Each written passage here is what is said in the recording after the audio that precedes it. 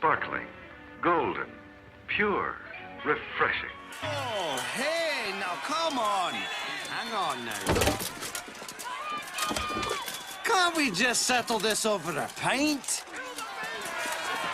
No. All right, then. Come on!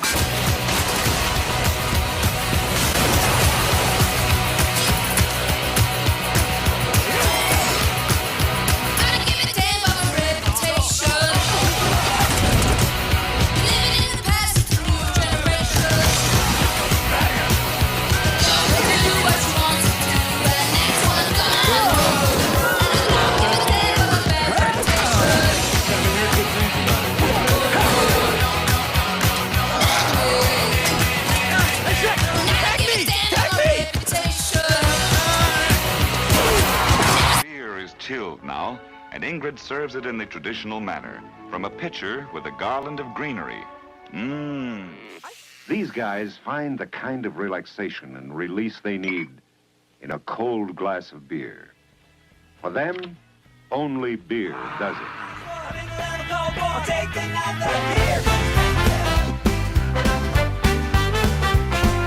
Grandpa's telling tales of yore. Bruce Q talks about comics more. Norm's got jokes that we adore. Hawk's our mascot, hear it roar. 3BeerMen drinking in the streams, laughing like there's no tomorrow. Hawk's loud score praising the bars, filled with joy, never sorrow. Grandpa's got his old school tricks, Bruce Q's latest adventure and more. Norm Whiplet laughs that'll mix, Hawk circles watch him soar. Beer cans clinking, stories unfold. Nights like these are pure gold. These memories bold, never sold. In Twilight's glow time behold. Everyone needs a night like this, full of stories can't be missed. Simple joys, pure bliss. In each sip, there's a twist.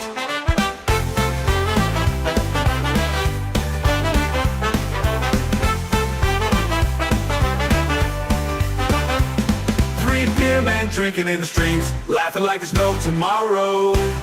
Hawks loud spark raising the bars, filled with joy, never sorrow. 3BeerMen drinking in the streams, laughing like there's no tomorrow. Hawks loud spark raising the bars, filled with joy, never sorrow. Grandpa's got his old school tricks, Bruce Q's latest adventure and more. Norm Whiplet laughs that'll mix, Hawk circles watch him soar. Beer cans clinking, stories unfold. Nights like these are pure gold. These memories bold, never sold. In Twilight's glow time behold. Everyone needs a night like this, full of stories can't be missed. Simple joys, pure bliss. In each sip, there's a twist. In each sip, there's a twist.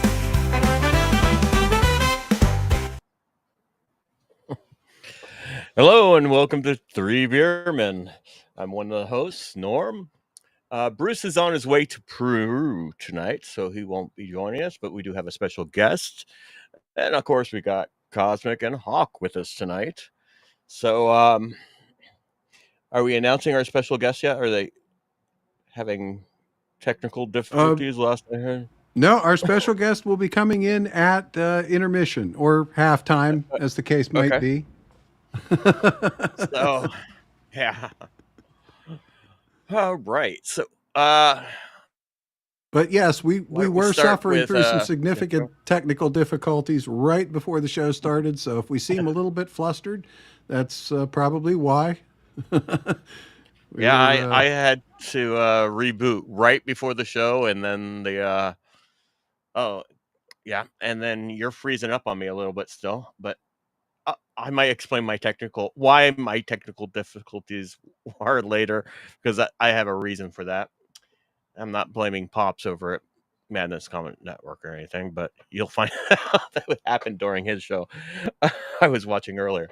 But why don't we start out with saying what we're drinking? Yeah, that will be a little story. Why don't we say with what we're drinking, and then we'll get into what you're drinking in the put out in the chats what you're drinking. We'll give some shout outs. And Kaz, you want to start? Or Hawk, you're usually pretty easy. You're still drinking Are you with us, Hawk? I'm supposed to be. Your camera's on for once. That's a haven't done that in a while. Okay, there we go. Maybe that. I know you have issues when your camera's on. With I've some of just the. got issues, bro. No, I just mean your equipment with the audio and the camera at the same time. But Yeah, I got issues, bro. Why has everybody said I meant computer issue? Okay, never. What are you drinking, Hawk? Currently, nothing. Mm. I will have to get up and shuffle across the house and get into the refrigerator to see what I'm gonna drink. I do think I have a twisted tea over there. A mango. Twisted tea, good choice. Yeah. All right. Well, while you're figuring that out, why don't we go over to Cause and see what he's drinking? All right. Well, because of our guest tonight, I wanted to have a wine tonight. That probably tips everybody off to who our guest is. But it turns out I've already had the two wines that I actually like on the show. Asti Spumante and sweet fizzy sangria catch a certain commonality there. So I was looking for something alternate in a wine, something that wouldn't be, your traditional wine. And of course, there is honey wine, also known as mead. And there are wines, it turns out, made from fruits other than grapes. So I decided on one of those. And this is a wine made from apples. And sometimes also referred to as a hard cider. But it's really an apple wine, or at least it is for tonight anyway.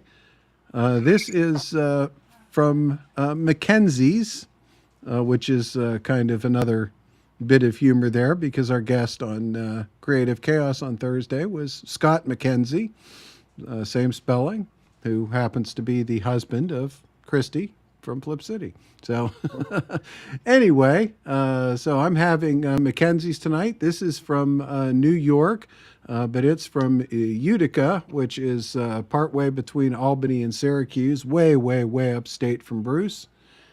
And I looked it up because I wanted to be sure, and it's actually not the first time that we've had Mackenzie's here on the show. This is actually the second time that we've had Mackenzie's. The first was a guest who had it. It turns out that it was Anka Vanka who had Mackenzie's pineapple cider all the way back in 2021. See how handy that website is? So yeah. Wow, that's a blast from the past. There you go.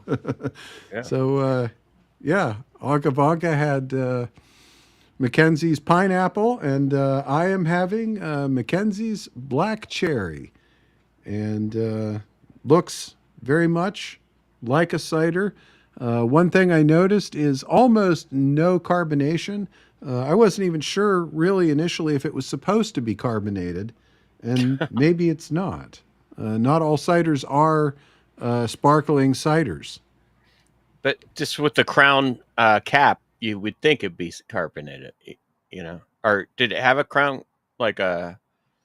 It had a twist off, yeah. It's a twist off? Okay. But... Yeah. But yeah, you would expect that to be carbonated because it certainly is in the form factor of a carbonated beverage. But very good. Not dry, but not overly sweet either. The cherry is just a hint, which is really nice. Adds just a little something to the usual cider flavor. So I like it. Okay, cool. All right, Norm. So what are you having tonight? I'm actually having a beer. Somebody's got to have one. We are beer men, right? Yeah. It's not an IPA though. It's an amber ale. This is a brewery I've had on the show before. It's a pizza port. I decided to go with pizza port since it's International Pizza Day, so I figured, why not? They're uh, they were a small brew pub pizza shop on the beach in North Los Angeles County in Carlsbad. Actually, they actually have a bigger facility down the road from them now. It's actually where Stone Brewery used to. Before they built their own brewery, they were in that facility, and they're with Lost Abbey Brewing. That they share a building, but they have actual little pizza brew pubs all up and down the coast in San Diego. They have one in Oceanside. They have one which is right next to Carlsbad. Um, they have quite a few more. This one you used to only be able to get, if I remember correctly, at the brewery in Carlsbad, the brew pub. Because I don't remember seeing it for sale domestically in the can before. It's called Chronic Ale, amber. It's an amber ale, and the original recipe had hemp seeds in it, thus the name Chronic. I don't think they're allowed to do that anymore. I don't think that this recipe has the hemp seeds in it. But no, I'm pretty sure that it's the same with the Sweetwater 420. I'm pretty sure that isn't really 420 anymore either. yeah. I don't know if they had a special thing at the brew pub, but I know they used to not sell this in the cans. But because I've never had this in the can, I've had it at the brew pub many years ago. So it's a nice amber ale. It's only a 4.9% alcohol per volume, so it's not too, it's not too strong. If I remember correctly, it's not too heavy either. I forgot to look. This is 5.0. So we're right on par tonight. yeah. Yep. And I'd like to thank everybody for stopping by, because I know we have some competition tonight with other big sporting events happening. So well, yeah, I heard there was some kind of big bird show going on tonight, Hawk. Maybe you can confirm that. I've been sworn to secrecy. Yeah, I heard some kind of bird show going on tonight. So yeah. Well, thank you for coming to see our bird. So yeah, I got a bird for you. That's what I don't see anybody in the Rumble or the Odyssey yet, but I see. Yeah, I certainly wouldn't blame Magatic if he was busy, and certainly hope he has the opportunity to be busy enjoying himself as opposed to being out taking calls tonight or otherwise unable to enjoy himself in some way or another. Yeah, he has a pretty hectic schedule, so we don't always have our fire safety in there, but luckily it's not too busy for us tonight. So hopefully we won't need it. So, well, Norm, we just had a quick check-in over on Rumble. Sparky the Welder just popped in to say hi. Thank you for stopping by, Sparky. Good to see you. Just talked to Sparky on Thursday. So yeah, we got. Do you want to read out the and we just had Gypsy 9999 pop in too. So howdy, Gypsy. You want to say hi to everybody over on DLive? Read out the DLive. I can do that. DLive is hopping pretty good tonight, considering the competition, as you said. First in tonight was Willie Fix It with some lemon love for us there. John Rogers was in next. Bad Zoot, TL Spud, Peggy Dancer, Val Kimber, and Jayla17. And I know TL was scrambling there a little bit because he was helping our special guest get ready. So it's good to see you, Jayla, and everybody over there. Our Pill is pretty quiet. We got Madness Comic Network, of course, but he's over on his YouTube account, a channel as well, where we are also streaming. And then we got Willie Fix It and Carrie Lake saying hi to Squawk over there. So hopefully that will pick up in a little bit. So cheers to everybody out there. And yeah, it's good to see you, Sparky. I'm not used to seeing you on my show, so that's over in Rumble, but I'm glad you made it over here. Yeah, indeed. So all right. So and then we got Deepak Shakur showed up over there in a Rumble too. So all right. Rumble is hopping tonight then. Excellent. You can tell Carrie Lake she'll get no bird support from me.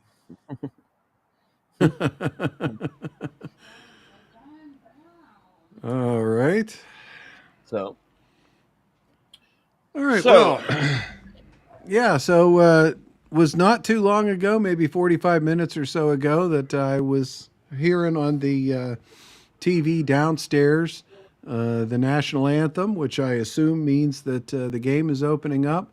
And I didn't stick around long enough to hear the second national anthem, but I was told they were indeed going to be playing the quote unquote black national anthem for the Super Bowl tonight. So I figured that if they can do it, we can do it. So what we're going to do is we're going to open the show tonight with the beer national anthem. So here we go.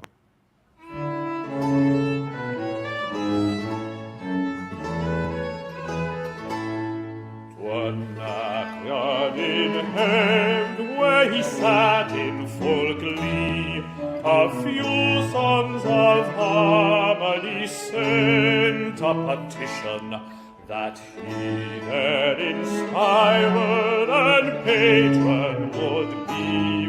When this answer arrived from the jolly old Grecian, voice, fiddle, and flute no longer be mute. I'll lend you my aid and inspire you to boot. And besides, I'll instruct you like me to entwine the myrtle of Venus with Bacchus's vine. Only the keenest of ears pick that out of the forgery. That's actually where Francis Scott Key got the music for the national anthem. That was the actual song. Bacchus's Vine in Heaven, right? You got it off the internet too? What? Francis Scott Key? Francis Scott Key. That's where he got the music off the internet. Yeah, right. Yeah. Yeah. Indeed. Now that song is the Anacreonic song, often incorrectly referred to as Anacreon in Heaven, which is the first line of the lyrics, to Anacreon in Heaven. But the Anacreonic song is, in fact, a British, the Anacreonic Society was essentially the equivalent of a Masonic society in Britain back in the day, and that was essentially their drinking song. And so the national anthem of the United States, the music thereof is actually derived from a British drinking song. Yeah. And I want to say hi to Last Mimsy, the first time here. So hope you enjoy the show. And yeah, you're right. That's not the national anthem, but that was Indeed. It's not the black national anthem either. Yeah, so. Yeah, it's not really even that. All the more reason to boycott. Yeah. So, well, the best comment that I saw actually earlier today was the real Super Bowl is happening in Washington, D.C., and it's the Patriots versus the Steelers. yeah. Oh, that's good. So, go ahead. I don't really, I don't care about Taylor Swift's future ex-husband, and I live on the opposite side of Pennsylvania, so I really don't have a horse in this race, honestly. Yeah.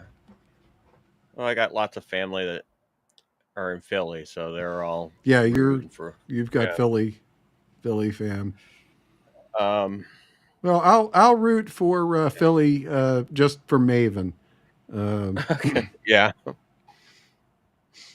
Yep. I know she's a Philly. And plus, they have a cool bird as the the mascot. So it's not a hawk, but yeah, it's an eagle. So cool, but a cool bird anyway. Well, guess what I got in the mail the other day? What'd you get? An envelope. Oh, geez. Let me blow Norm up there real quick. Oh. And a coffee mug. Nice.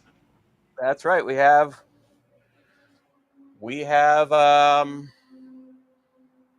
merchandise now. So indeed, that is the official 3Beer mug, which is available on the 3BeerMen.tv store. And it just so happens that I got one of those, one of the 3Beer mugs too. So yeah, double already. Yours look like a little bit bigger than mine, but yeah. Yep. So I got the t-shirt and mug here. So I got our mugs on my mug. So if you want to get our mugs on your mug, you can go to 3BeerMen.tv and go to our store.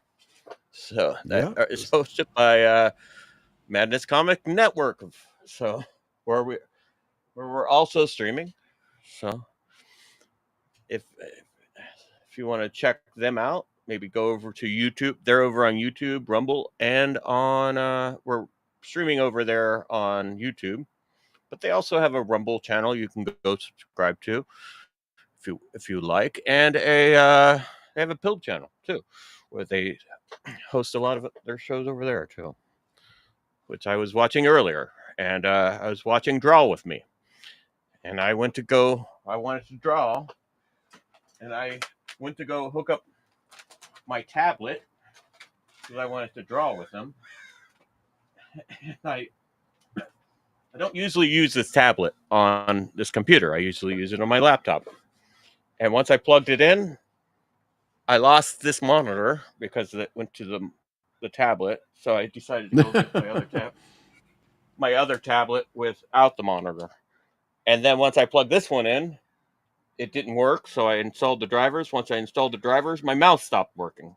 The tablet worked. My mouse stopped working. So I had to basically uninstall the drivers, and I had a heck of a time getting my mouse back working. So because I really need my mouse to work more than the tablet on this computer. So because it's not like I have the option on my laptop that I have a trackpad that I can fall back on. That's right. It's just I don't mind using the stylus, but just not for adjusting audio and stuff like that. So that was my computer my computer problems this morning. So next time I watch Draw With Me, I'm gonna use my laptop where the tablet I know works on it. So indeed. Yeah, the draw streams are fun. There's draw streams every Saturday and Sunday afternoon over on the Madness Comic Network. You can watch some really talented people as they create some art, or like Norm, you can join in and draw with them. and chat with them while you're drawing. And yeah, it's a really good time. The draw streams are a lot of fun. You can find all that over on themeg.tv. Themeg, THEMEG.tv. And yeah, all the programs, what's running live, what's coming up. As a matter of fact, right now the contest for the draw stream contest is open.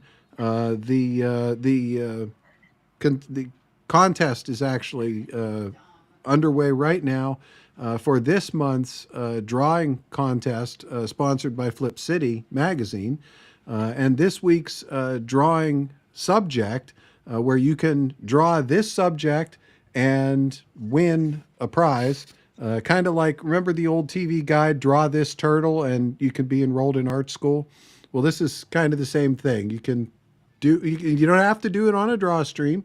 You can just do it in your own time and submit your own art over on Flip City magazine.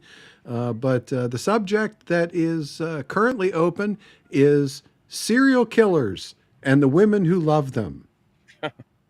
So draw your favorite serial killer and the woman who loves them, or just the woman who loves them, or just your favorite serial killer. But either way, the contest is over for this month, but the voting just started, and you can vote at themeg.tv. It'll take you over to Flip City's site. But yeah, and that contest will be going on every month. So next month there will be another new fun topic to draw on, and we'll find out what that is. Yeah, and you don't have to have a tablet. You can use pen and paper or pencil and paper, which most people do. I just want to use my tablet, but I just need to get the right drivers that work with this operating system. It's not the drivers I have, it's the operating When I system. watch the draw streams, I inevitably find myself getting sucked into watching the guys who are using Photoshop or using the tablets, because and just being envious, not the least of which is because the version of Photoshop that I have is like Photoshop version 6. It's not even Creative Suite 6. It's literally Photoshop version 6. Yeah, I think the copyright date on it is from the 1990s. I have to run it in Windows XP on a VMware slice because it won't run under Windows 7. It's that old. Yeah, even but, CS, but it doesn't require a subscription. So yeah, CS6 doesn't require a subscription, and I have an old Mac Pro, like a 2012, that runs Mojave, which is the last actually operating system that will run it on the Mac. And actually, I know the drivers work on that system, but it's a tower, and I don't want to pull that one out. But yeah, I have that for work, so I run it on my work computer. But I run what do I run here? Affinity on this one, because that one doesn't require a subscription either. That one's like a pay once and you're done with it. So I think that's Mac only though. Affinity, it's like a Photoshop clone. But if you don't have Photoshop, you can run GIMP, which is a GNU image manipulation program, which is free. It's a little hard to use for some people, or Krita, which is also free. I like Krita. Well, and if you're willing to pay a few dollars for a subscription, I hear from Deepak, and this was recent news to me, that she is using Canva now as her alternative to Photoshop. And she has been a hardcore GIMP user for a long time, but never a fan. Yeah, it's not intuitive as intuitive as Photoshop. And if you're used to Photoshop and you switch over to one of these other ones, maybe some of the key commands are different, some of the ways you do things are different. Some of the older Photoshop plugins do work with a lot of them though, which is nice. But she tells me that Canva is pretty good. And yeah, we must have been lighting up Christie's ears, because Flip City just stopped in over on Pilled to say hi to the 3BeerMen. And Oops, excuse me, mentioned that she started using Canva too. So I'm gonna have to check that one out.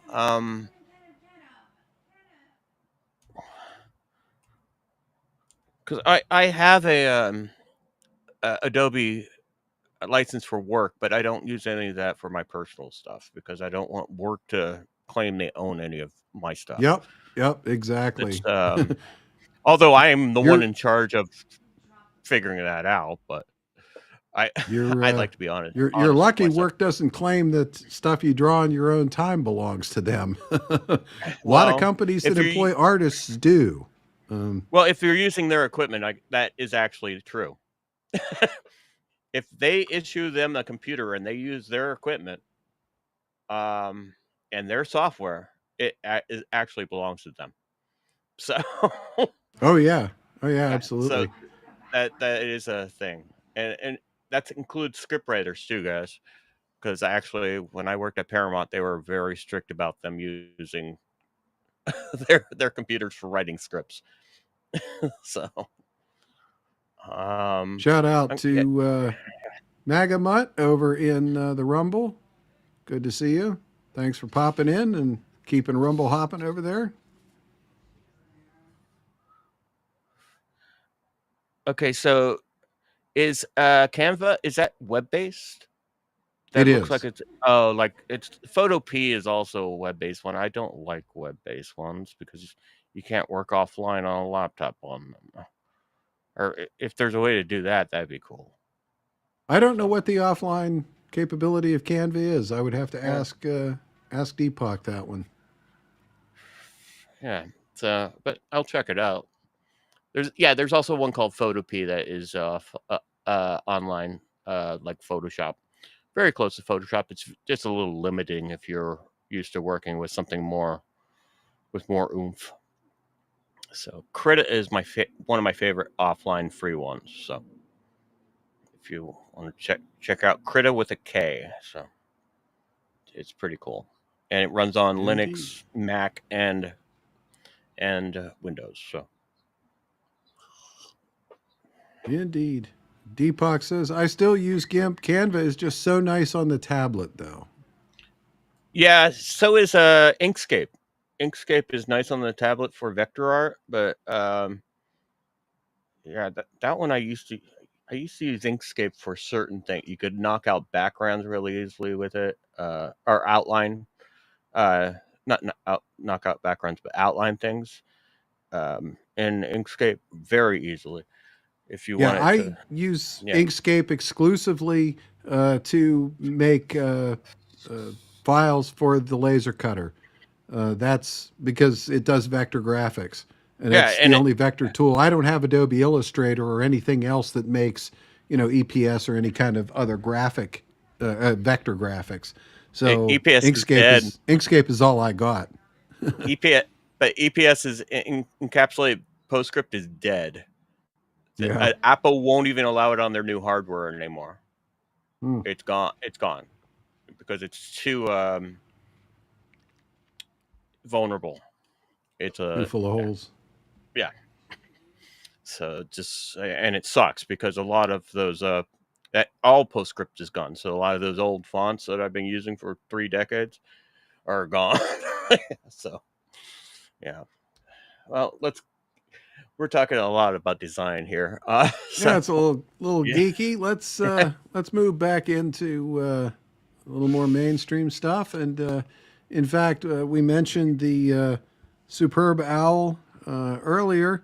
I had a little bit more serious piece that I saw. If you guys remember when we covered, and I know this was a sore subject for Hawk, the Birds Aren't Real documentary or parody, as it turns out. So when I saw this one, it immediately made me think of that, which I saw this one just yesterday, and basically it's saying that China's military is in fact now using bird-shaped drones or bird form factor drones in everyday regular use. In fact, this was the video that they showed. Music. So that's why I'm suing them. That's the actual drone, and that's pretty darn realistic. They also use those to smuggle contraband into prisons. I don't know why I didn't think of that. Well, it's illegal to fly drones in some places in the United States. If you have a drone license and your drone is so big, you can't fly it near like a hospital or a stadium or like even infrastructure. But prisons is one of those too. You can't fly drones near prisons because they're afraid you might smuggle in contraband. So they use. I could see those getting cheap enough that some big car wash could buy a whole fleet of those and actually direct them to nearby parking lots. Yeah. Well, they're using them for skywriting. Remember how they used to... they're theirs? Are you kidding me? They're using drones for skywriting. They used to have like biplanes do that stuff, like crop dusters, but now they're using drones. They have a whole fleet of them with a plane flying behind them, controlling them, and they write things in the sky. First time I saw one, or a whole fleet of them, because you could barely see the drones. You just see all these it's like a dot matrix printer printing out these messages, and I didn't even know what it was because you could. Oh yeah, watching some of the Chinese drone shows, it's when you think about drones, you think about the hobbyist drones, and you don't really think about them being dangerous per se. I mean, I suppose you think somebody could strap a bomb onto one or a gun onto one or something like that. But until you see a fleet of 5,000 of them flying in perfect unison, and then you think to yourself, oh shit, if every one of those had a bomb on it, or if every one of those had a gun on it. They don't necessarily need a bomb. That would be bad. You just fly them into the power line. With a that's a good point too. That would take a lot of them to. You just need some like. You need, they do. I don't give any ideas. A little C4 charge on it, the size of a pencil eraser. You could take out a whole power grid, and I don't want to give any ideas, but that's kind of scary. But have you seen the Black Hawk? Those little tiny Black Hawk drones? They're like we have little insect ones. Yeah, but the Black Hawk that the Army paid, like, I was reading something, they paid like $95,000, and now you can buy them on a piece for them. Now you can buy them on Amazon for $95. I didn't see that specific model, but yeah, I know they're out there.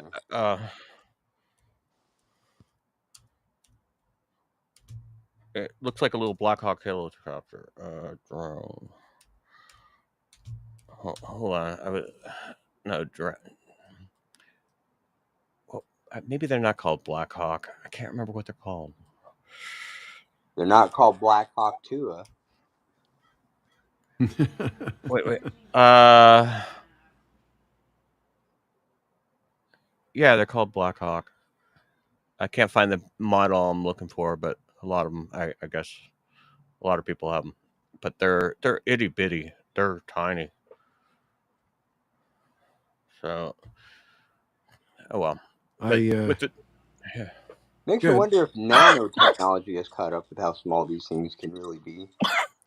And it amazes me how battery pack, because the thing is with my drones, I could fly them longer if I had a bigger battery, but they would be heavier with a bigger battery, so that doesn't really. You still only get about. Yeah, there's a point of diminishing returns. It's the same thing with specific impulse in rockets. You can keep putting more fuel in a rocket, and that'll let it run longer, but then it needs more power in order to get off the ground, and uses more fuel doing it. And You know, there's a intersection point somewhere where it's the most efficient you can be. Yeah, I can maybe fly my drones for 20 minutes top with the battery. I think with the most efficient. Yeah.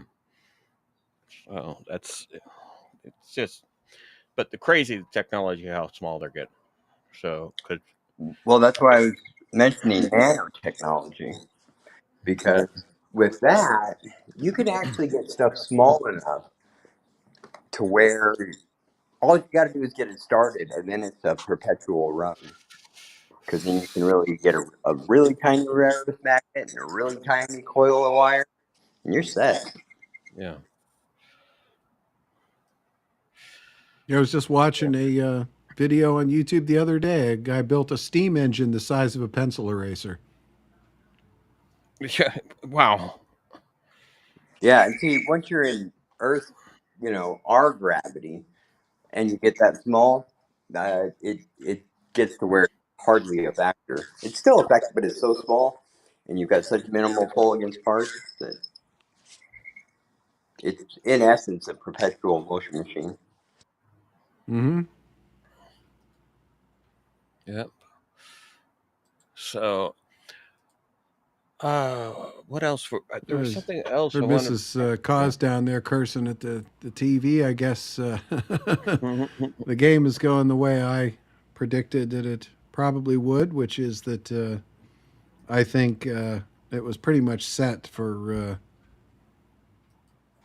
you mean the Taylor Swift's future ex-husband before the game started. I guess we'll see. Yeah. So the only thing, one of the things I like about the Super Bowl is the commercials, because have you guys checked out any of the commercials for the Super Bowl this year? I know there's some really special ones coming out via Elon. Well, there's a rumor that Elon is going to be running some. I'm very interested to see, and if he does, we'll definitely run some of them next week. I don't know if you saw this earlier, but I put the Pringles one in the Discord of ours for Bruce, because I swear this is like, they watch our show. This is all Bruce. The Pringle. Have you seen the Pringles one? I started to watch it, and then I thought, now, you know what? I'll save it for the show. But I do have it lined up here. So, yeah, as we pointed out at the beginning of the show, Bruce has a family event tonight, and then he is headed off in the morning for Peru. So he is he's going to be doing the Batman thing down there. But Norm sent me this. Let me pull it up here. And that's Bruce on a llama. Yes, that's an alpaca if I ever saw one. That's Bruce headed for Peru. And yeah, here is the commercial that we're out of Pringles. Just blow in the can. Do it.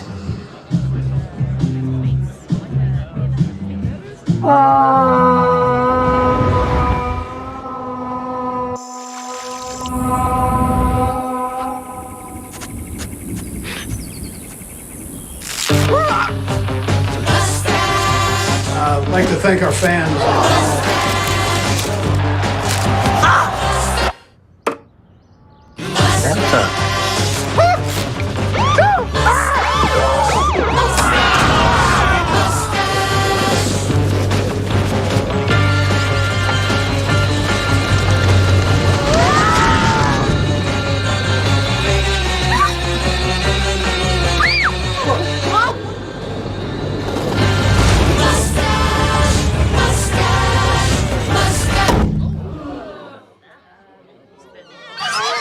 Are those mustaches? Yeah.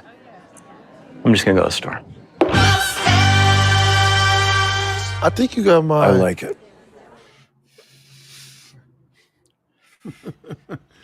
Can you see why it reminded me of Bruce?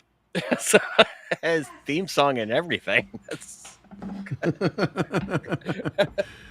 That was like...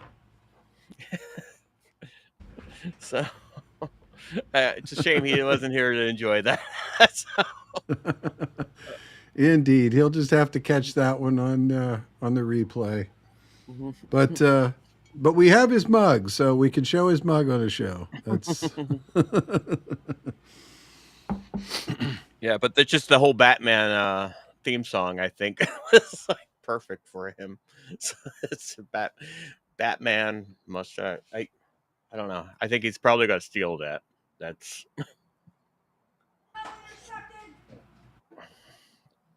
Sounds like somebody's getting excited. Like the game is doing something. Okay, so who are they rooting for? By the way, who can you tell by the noise? I'm assuming that we're Phillies fans for the night, or Philadelphia fans, I should say. Yeah, you're Eagles take fans. The home state. Yeah. Even though any other week we would be bitter rivals with the team on the other side. It's kind of like, Los Angeles and San Francisco, they're not exactly buddies. Yeah. I'm against the referees, so I guess I'm against KC too. Well, Los Angeles either has two teams or no teams at all, though. So Los Angeles doesn't really have teams that often. So as far as football goes, I think we have at least one now. It's hard to tell because, like, since I've lived here, we had the Raiders for a while, and then we didn't have any team, and then we had the Chargers. I think we still have the Chargers now from San Diego. It's hard to tell. Not really a football town, I guess. LA Chargers doesn't have a ring to it. That's why it never stuck. We had the Rams for a while. I don't know. We're like a trend. Yeah. The teams just sort of migrate through here, so I don't even pay attention for the. They don't want to get their stadium burned down. Yeah. Well, I think the Chargers play at the Olympic Stadium, so I don't know if they are even still there, but we're more of a college football here, so. Because we have the Rose Bowl and all that. So another bit of football trivia. Norm, you mentioned today being pizza day, but today is also, I understand, chicken wings day. And I heard this rumor, and I wanted to see if Hawk could confirm it. I heard a rumor that there is no such thing as a boneless chicken wing. That's true. If you've ever seen the origin of Big Nuggets, you'll know why. That's what I heard, that they're Chicken McNuggets rebranded for marketing purposes. Unless you're AOC, you take the side of the flightless buffaloes. So there are boneless nuggets, at least. So I would be pretty upset if I found a bone in my nugget, but that's just me. There's probably ground up bone in there. But that would explain why some of the other commercials I saw talk about chicken wings. A lot of them talk about chicken wings, and they don't.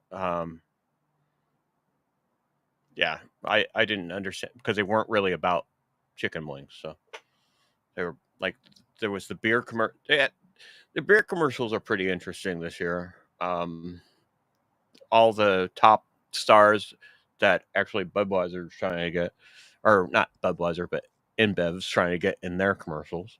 So that's they're still trying to jump Bud Light back to life with some paddles, but it's dead. But Ultra Light has a commercial. Coors has a commercial about the sloths. I thought it was a clever commercial. What's the over-under on it being a Coors bad commercial again? What?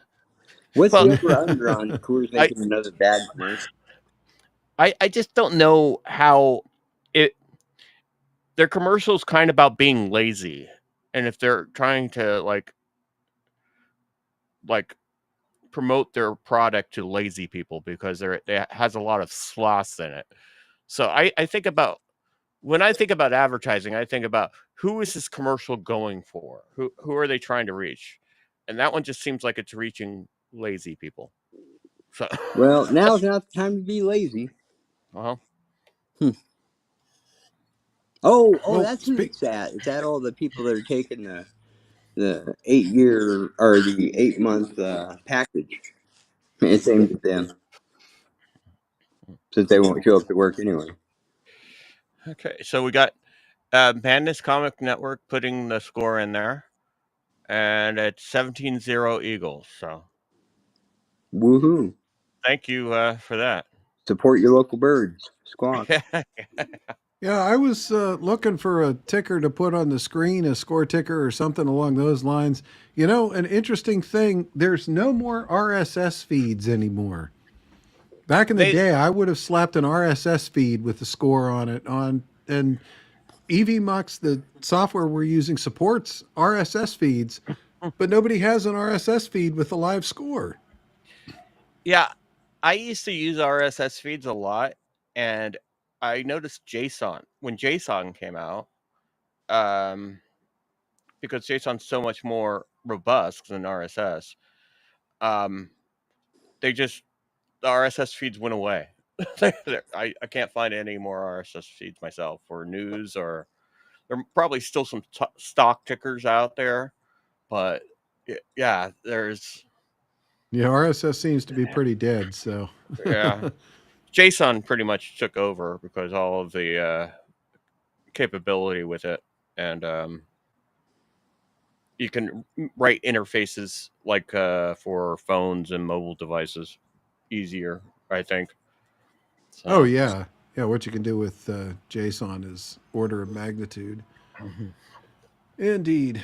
But before we digress back into too much more tech, you mentioned the commercials earlier, and I saw one that I thought was kind of interesting that I would bring up. I didn't see the actual commercial, but I saw the news article here that Carl's Jr.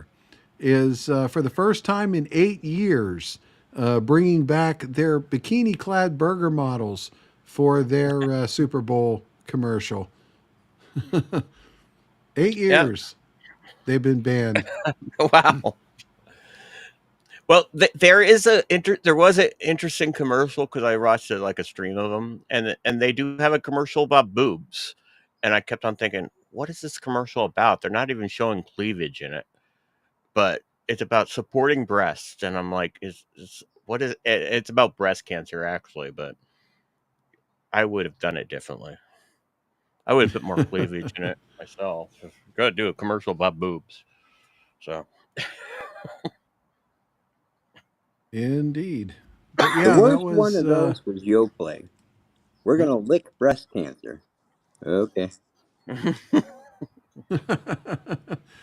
But yeah, Carl's Jr. is promoting its hangover burger for tomorrow. In fact, that's what the commercial tonight is. Just what you need to cure that post-party bug. Yeah, how much is that burger now? They used to advertise $6 burgers, and now it seems like last time I went to Carl's Jr. it was like $45 for a burger. But I don't know where I can get like a lot better burger down at the deli. So indeed.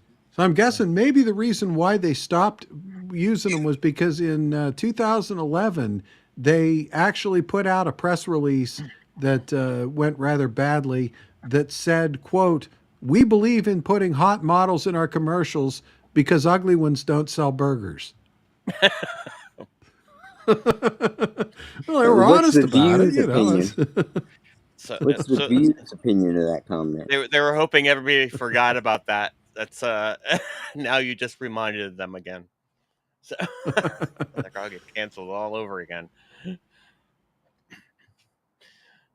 So yeah, I remember when Carl's Jr. merged with Hardee's, because we had a Hardee's that was an OG Hardee's that was Hardee's like in the 1960s, I think, or early 70s at least. And they merged with Carl's Jr. and everything changed. Yeah. I just don't go there because they're one of the more expensive places to go. I don't drink. I don't eat fast food anyway. But I would rather go to like some just little burger stand instead of a fast food place because they have much better places. We went from eating fast food 4 or 5 times a week to maybe eating it once a month now. Yeah, that's about me too. I every once in a while I'll start craving some fast food, and then I'll have some, and then remember why I don't like it anymore. Right. All right. If you're not remembering it while you're eating it, you'll remember it shortly thereafter. Yeah, the next day. It's amazing how much your body may get accustomed to it, and then if you haven't had it for a while and then go back to eat it, your body feels it. It does. It's. But I suppose it's the same with beer. I don't drink as much beer as I used to, but now the next day. That's one of the reasons why I'm drinking the lower percent alcohol beers now. Indeed. So, well, yeah, I had quite a shift in my beer drinking habits as well, from drinking about a keg every 7 or 8 days to drinking what you see me drink on the show. If I'm not live on camera, I'm not drinking beer anymore or anything alcoholic. It's not that I switched to something else alcoholic. I just don't drink alcohol so much anymore. It's not. Me too. When you hit 60, it gets to you. It's more of a social thing for me now. If I'm sitting alone watching a movie, I won't drink anything like beer. Well, like I'll have like water, but yeah. Yeah, I'm not buying any of that you just said, Norm, but go ahead. Oh, it's true. Wendy's is probably the safest bet for fast food, and they also have good Frosties. That's what Peggy Dancer. Yeah, I agree with you. It's Wendy's is one of the few places when we do eat out. One of those once or twice a month that we do. Wendy's is usually that place.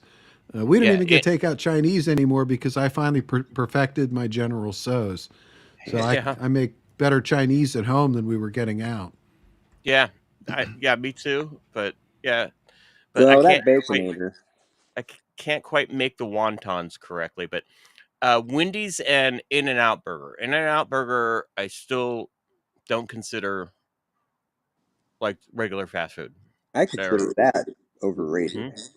I've had In-N-Out Burger. I don't know that we have one of those around here, and I wish we did. But yeah, that's what Christy said. Why would you eat Carl's Jr. when you've got an In-N-Out? Yeah, exactly. I tell you what, their fries taste very fresh always.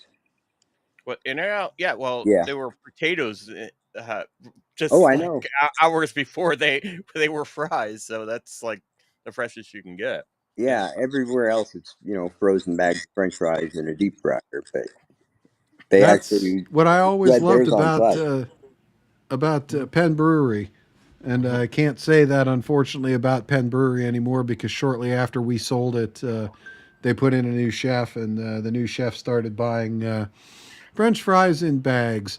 But prior to that, for the entire 13 years that I owned the brewery, the morning ritual was coming in and firing up that big old potato press in the back and pressing out 3 or 4 giant tubs of fries to put in the cooler for the day. Yeah, it's just like there's a bakery over by me called Porto's. They actually have a couple of them, but on the wall they have oranges that come down out of a tube, and then you can watch the orange juice being made with this machine. It's like a crazy machine that just feeds the oranges in there and slices them and then squeezes them and then moves on to the next orange. So that's Hey, I got the most unimpressive football statistic of all time here.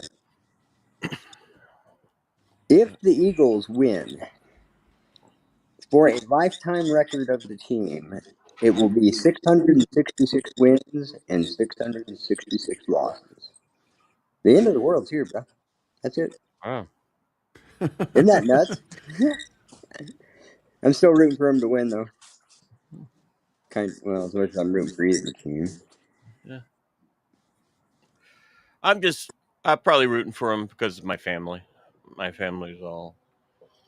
Isn't there something about the Book of Revelations in this one? Yeah, wow. This is as close to sports as I get. Yeah. Yeah, I bailed on them when they went woke. The drinking games. All right, we're getting pretty close to intermission here. Indeed.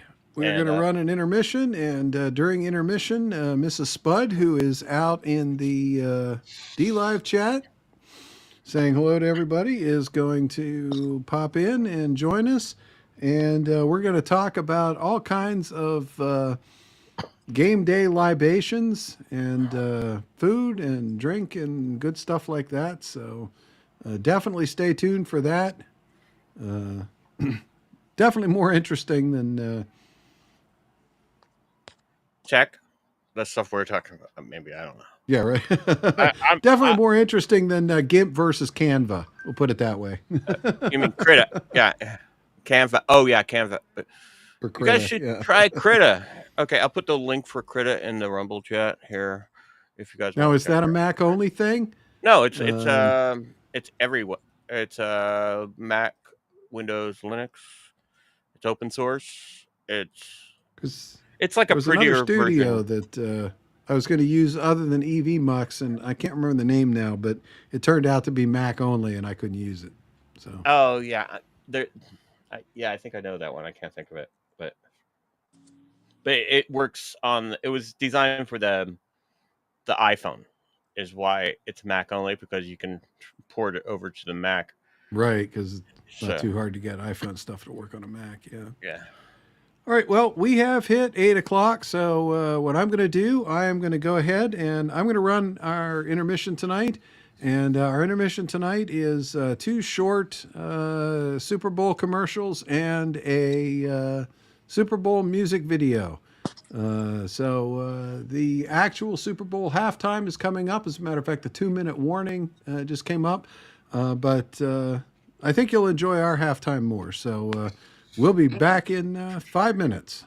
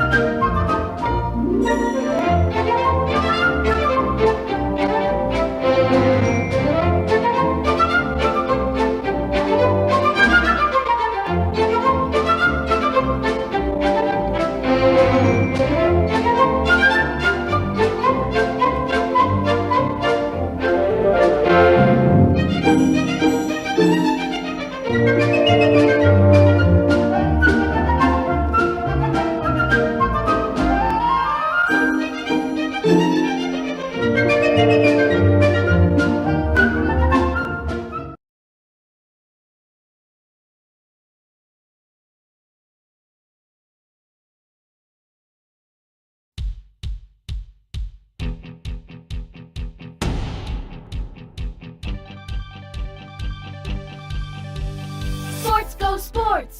I promise I really totally care who wins. If there's a net or a hoop or a hole in the ground, I hope they get it in.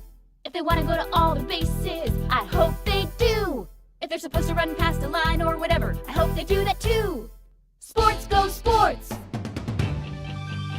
May they top their opponents numerically in the allotted time, lest they disenfranchise their audience and see their revenues decline. May the partakers be sturdy and rapid in the spirited energies they exert. May they be victorious in perpetuity. Don't I look cute in this football shirt? Sports go sports! Athletics are number one. Participants are heroes. Go team, yeah! This is the most important thing that's ever occurred. The vicarious fulfillment of your dream that got deferred. You had aspirations as a kid, but you didn't have the skill. So you watched genetically superior people do the things you never will. Sports go sports! May the competitors you prefer best their opposing equivalents, so you can somehow feel connected to the feet of your self-appointed constituents. May the hours you spend watching post-match pontificators amplify the thrill of being a witness and better your predictive aptitude for your squad. Future physical fitness. Sports go sports! Athletics are number one. Participants are heroes. Go team, yeah! Watching able-bodied millionaires play with each other, watching less agile millionaires talk about it on TV. May they compile copious points so they are rewarded and meritorious, so you feel temporarily adjacently victorious. Sports go sports! Athletics are number one. Participants are heroes. Go team, yeah! Every other word! Sports, sports! R1, R, go, yeah! Every other word! Go! Athletics number, participants, heroes, team. Now in Latin! Ludus ire ludus, Arco sun optimum, participants and heroes, ire quadriga seek. Now the truth! If you could only throw a ball, you'd have a hotter wife, lots and lots of money, and a way better life. And a way better life. Go sports!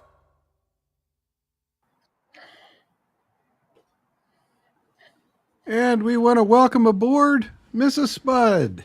Oh, there I am. Hi, everyone. Hey. Hello. So do we want to open up by sharing with everyone what you're drinking tonight? Absolutely. I'm enjoying the 21 Cabernet from F. Stephen Millier. He is a winemaker out of Petaluma, and I've been drinking his wine for several years now. So, yeah, cheers. All right. Cheers.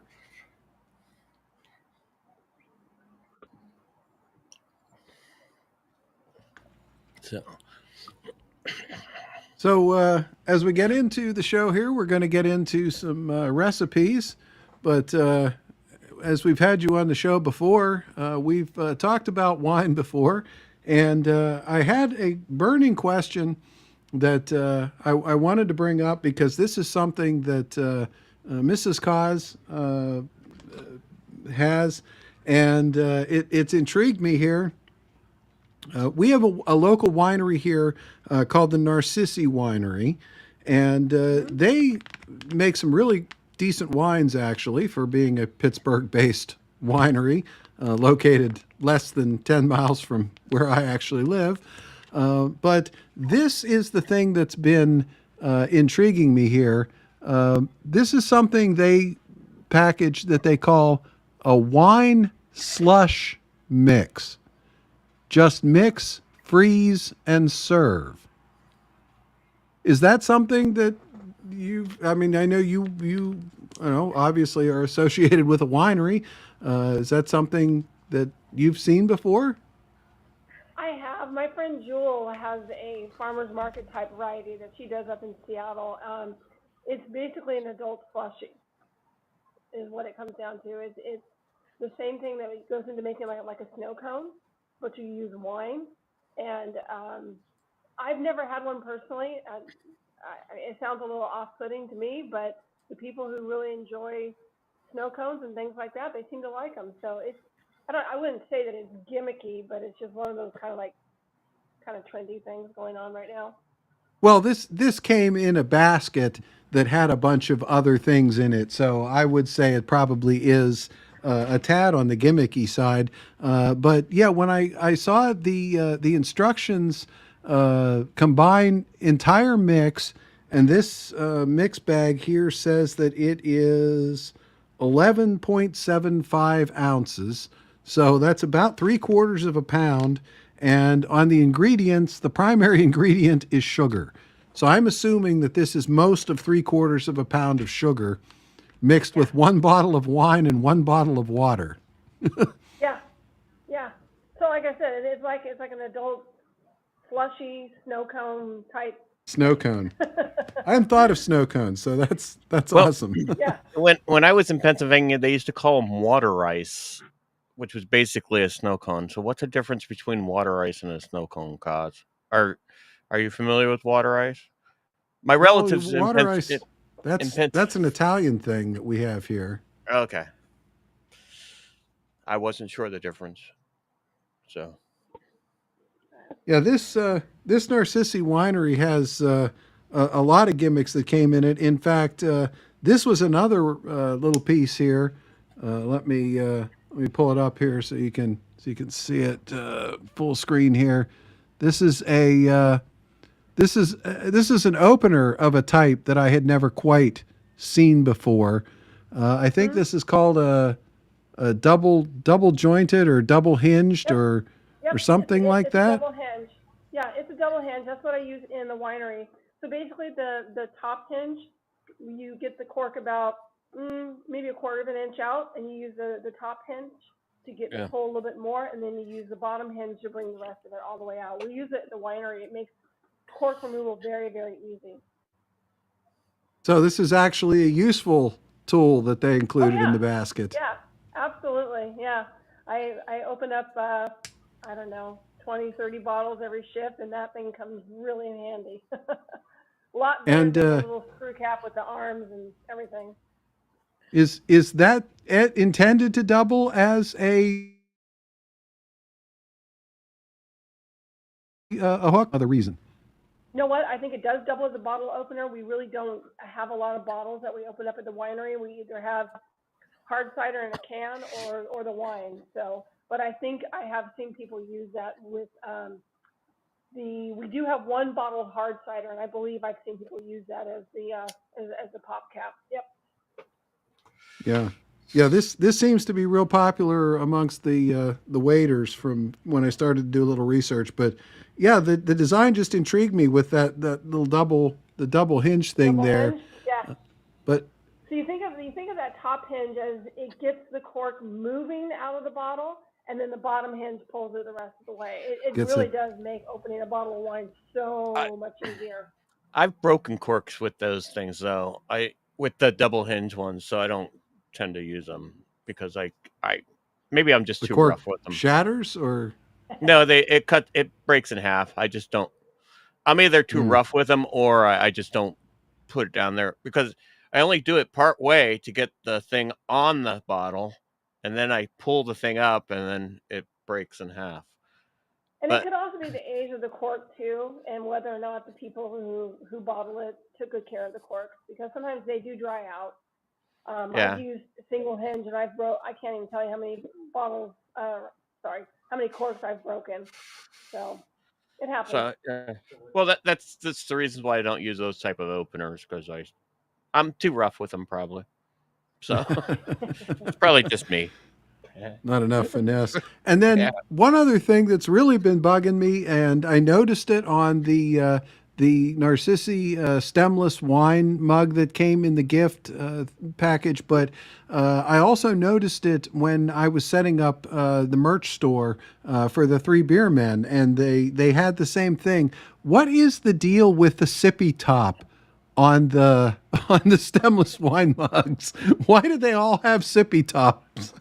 Well, I mean, I'll just use like here as an example. If you tend to want to sip your cold wine outdoors during warm weather, you get bugs.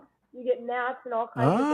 And they usually have a little lever that you can slide that will close the wine. At the winery, we'll often put little coasters on top of wine during either harvest when all the gnats are out and they want to drive us crazy, or the fruit flies, or during the summer when other bugs are about. It just keeps a little security on making sure you don't get a friend in your wine glass.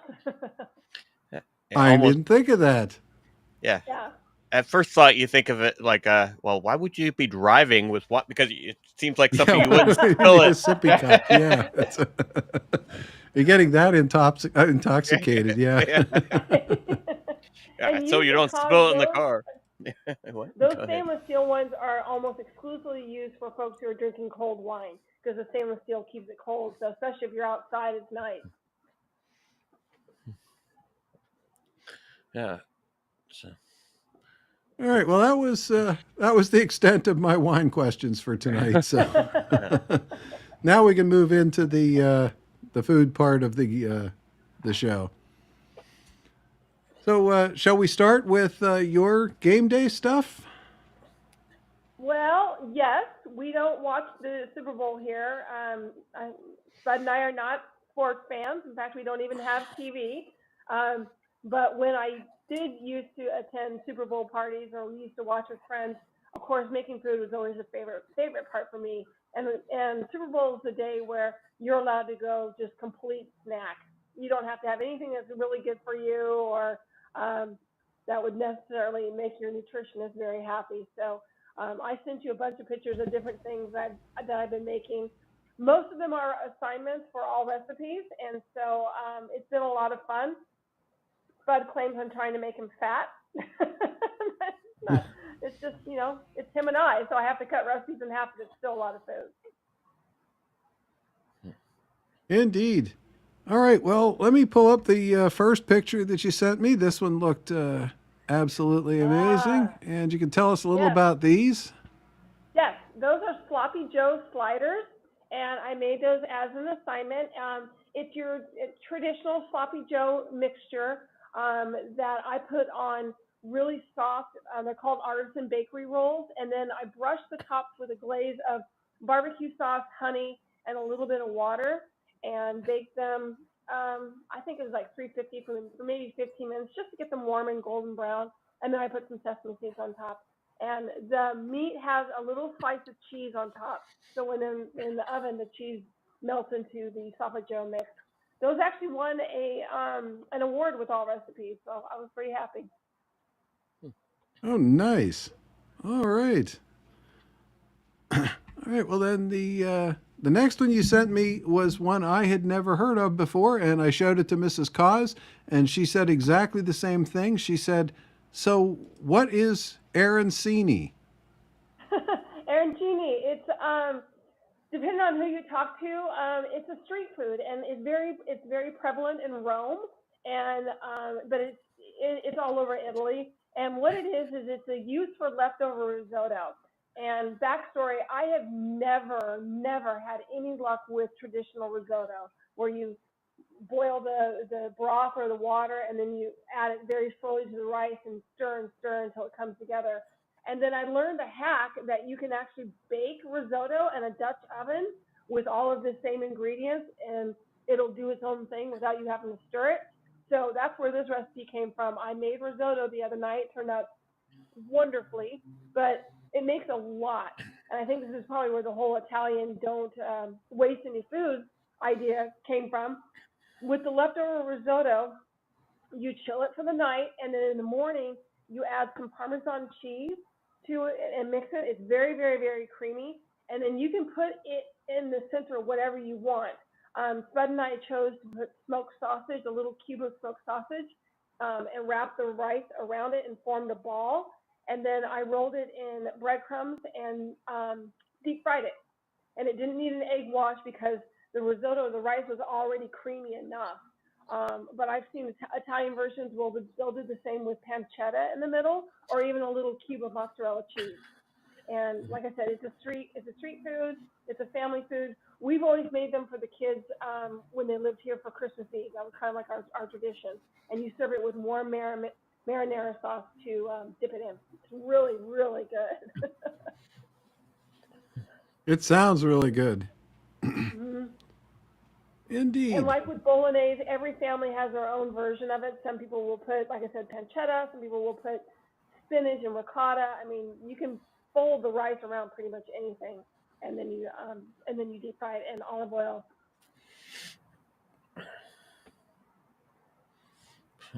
Indeed. All right. And then, all right. Norm, did you have anything there? What? All right. Let me pull up the next one then. And this one is kind of self-explanatory, but not anything I'd ever seen before. So again, this was an assignment, and its technical name is called meatball skewers, but it's pre-made pizza dough that you roll into little like little ropes, and then I made the meatballs, and again I wrapped the meatballs around a cube of mozzarella, and then I wrapped the dough ropes in an S around 2 meatballs, and then we skewered them and baked them in the oven. But before they went in the oven, I decided to go a little rogue, and I brushed the dough with some melted butter, Parmesan, and parsley, and garlic. So it came up like a garlic pizza crust with meatballs in the middle, and it was really, really good. Oh my gosh. Yeah, this one jumped right out at me and said, gotta try those. That was a lot of fun to make. Indeed. And then I think we had, there we go. Mrs. Cause. This is what I made last night. So Mrs. Cause jumped right out and said, "Oh, that looks really good." So these are meatloaf cheeseburger bites.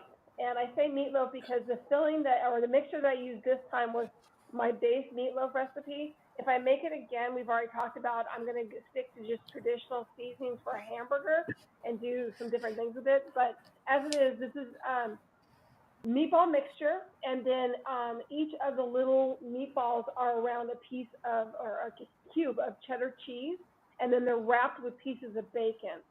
And most of these are 2 like 1/4-inch long strips of bacon, and then it's air fried.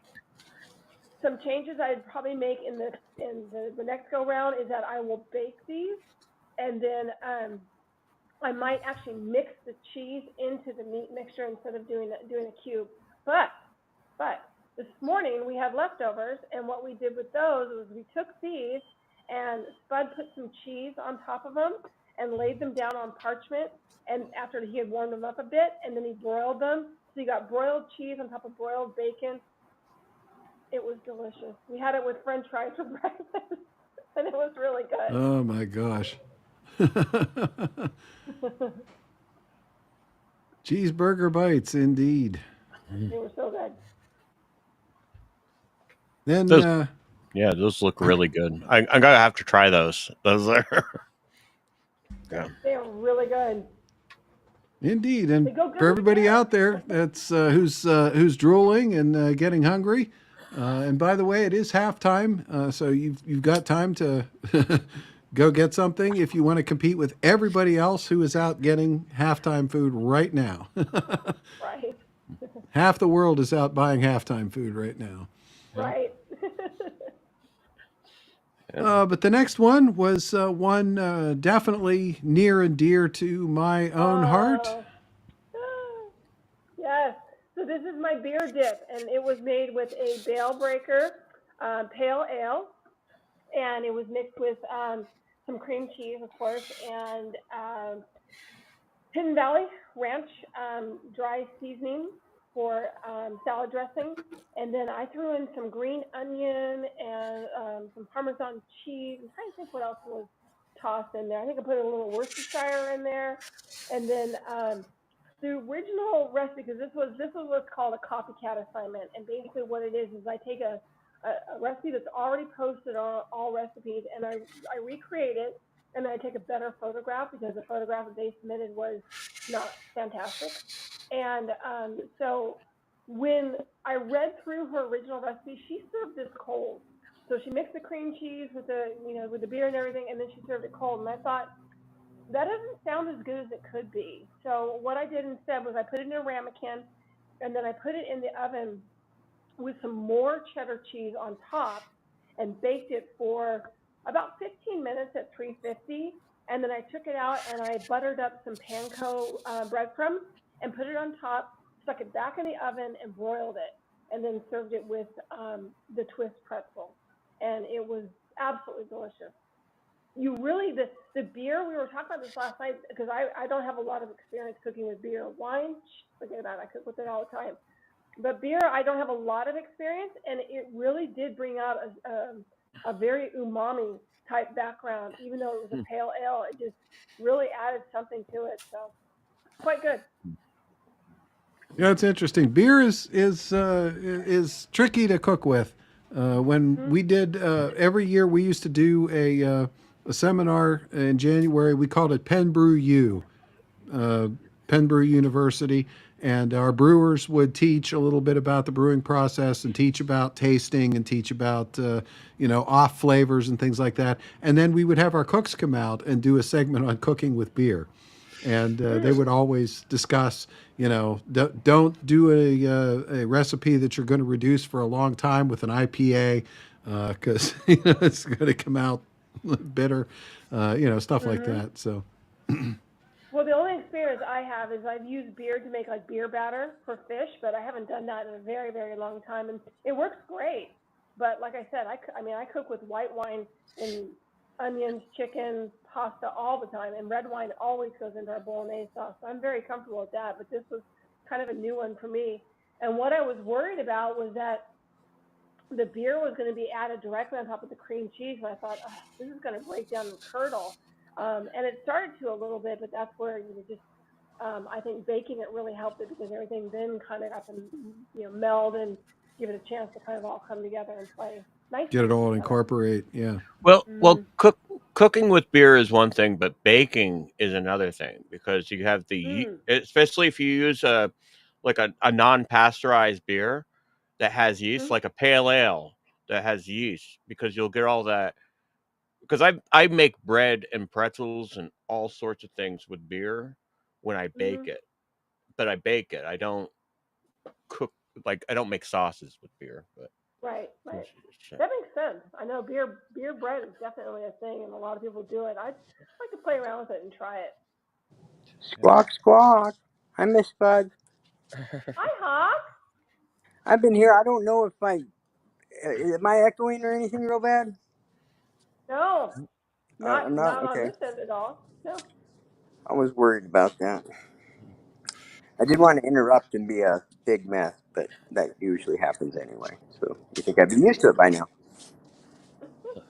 You should have been at our house the other day. We had a whole flock of little baby juncos that were out eating the birdseed in the backyard. They're so cute. I love the juncos. Yes, it's Spud is always keeping me up to date on what's flying through there. Yeah, you get quite a variety.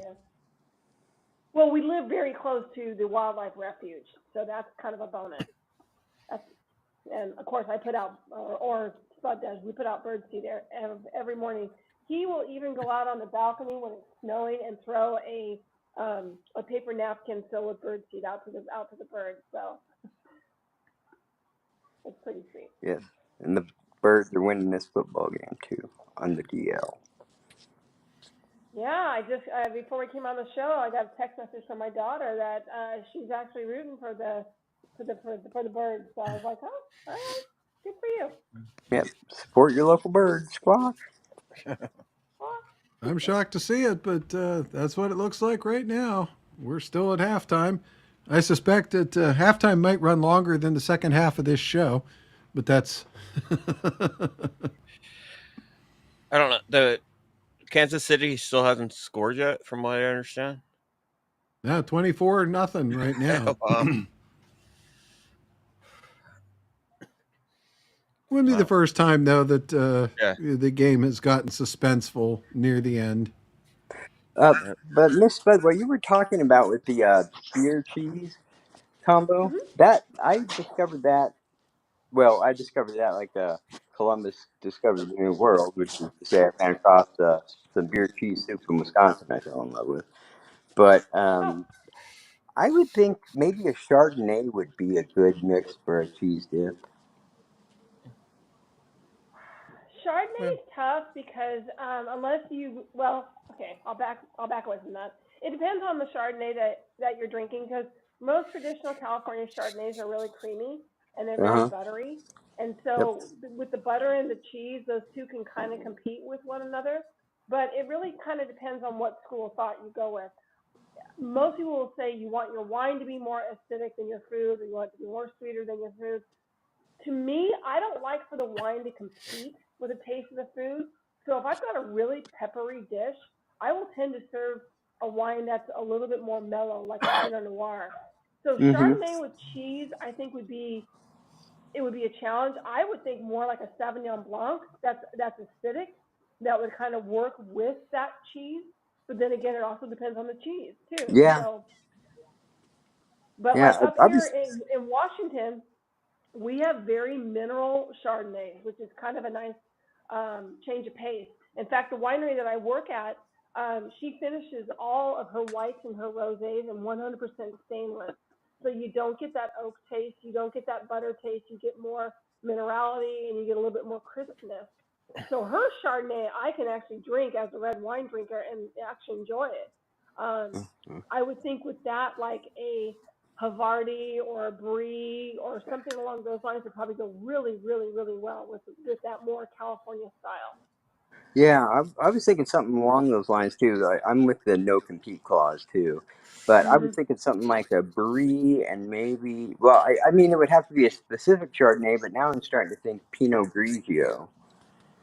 Yeah, Pinot Grigio is really very, very, very popular. I mean, I tend to lean still more towards Sauvignon Blanc just because I like that New Zealand Yeah. grass smell, taste kind. But Pinot Grigio is very popular up here. So is Pinot Gris, and Hmm. there's some very subtle differences between the two. But um, now, if you were going to have, say, like Swiss Emmentaler, maybe even a white Vermont cheddar, that Hmm. that more mineral Chardonnay would probably go great with it. Yeah, I'm thinking almost like a not I'm like my typical school thought, like I said, is beer cheese, like queso, corn chip thing. But with this, I'm thinking more like a good pairing, probably a brie and maybe a Sauvignon Blanc, but do it more like a fondue. Yeah, you can definitely do brie like a fondue, and you can also bake it in puff pastry until Uh it huh. melts, and then it's a really fun presentation too. Yeah, yeah. Because there's just I mean, I use Chardonnay when I with seafood a lot. Scallops or shrimp or what have you. But I'm thinking with a brie and a fondue that might work too. I don't know. Yeah, Just a thought. Yeah. spearmint.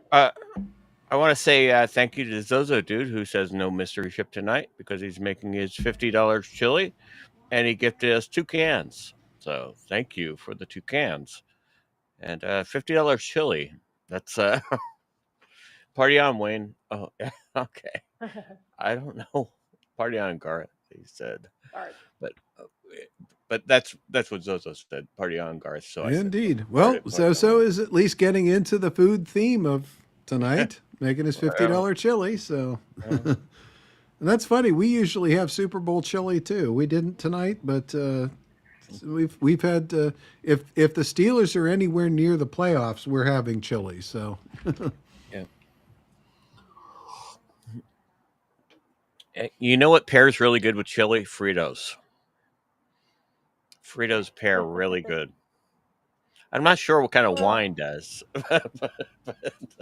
Depends on how you make the chili. I don't make mine with and I do any kind of believe beans. that we had, speaking of spicy things, chili. I believe we had one more picture from Mrs. Spud. Yep, I made those this morning. So that is a Anaheim chili versus a jalapeno. So it's an Anaheim chili popper, and the filling is the dip from the night before, the beer dip. And I took that. I added a little bit more cheese to it and warmed it up and gave it a nice little mix. And then it went into, oh, and then I added bacon to it too, because, why would you not add bacon? I mean, come on.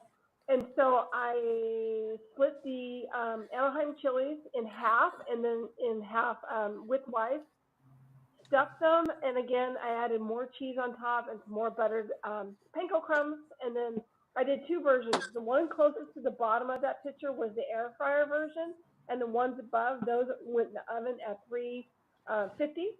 Those went in for 15 minutes, took them out, and then put them in to broil, and then the air fryer ones went in the air fryer for, I want to say 6 minutes, checked them, and then did like 3 minutes more.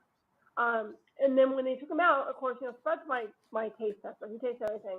And because this again was a copycat recipe. He tried the first one and he liked it, but he commented that the pepper was so predominant and it was really hard to chew through. So what he decided to do, and this is something I would do in the beginning next time, he laid a couple of them out on a piece of parchment on a baking sheet, and then he inverted them so they were actually filling side down, and then he put them in the oven and broiled them to char the back end. And once they got some significant char, he took them out, he put another cookie sheet on top of those, inverted it again, and then they were laying there once he took the parchment off with the burnt bottom, not burnt, I shouldn't say that, the charred bottom, and what it had done was it had softened the pepper. So it was a little bit easier to chew, a little bit easier to eat, and turned out really, really, really well. So note to self, I will definitely char the peppers ahead of time and scrape the skin off before I cut them into them. But they Yeah. great.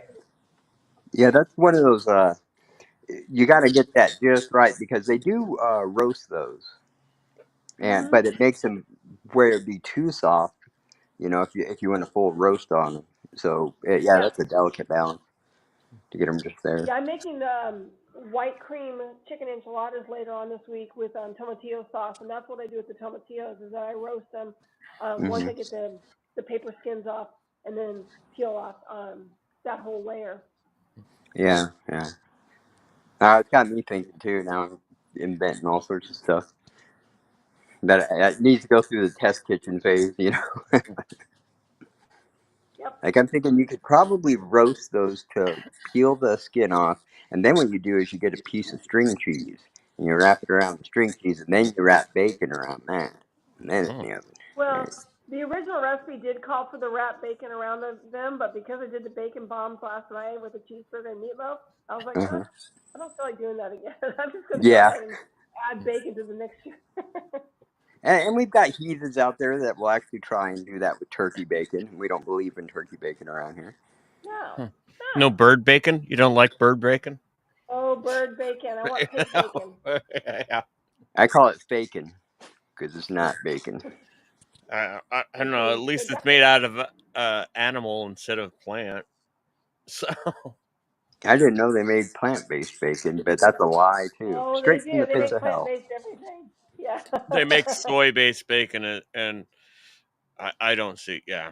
I've never even seen that, so I hope I can go the rest of my life without it. I try to avoid it, and when I see it, I try to cover. It's like no. Yeah, throw some holy water on it, just walk past. Yeah.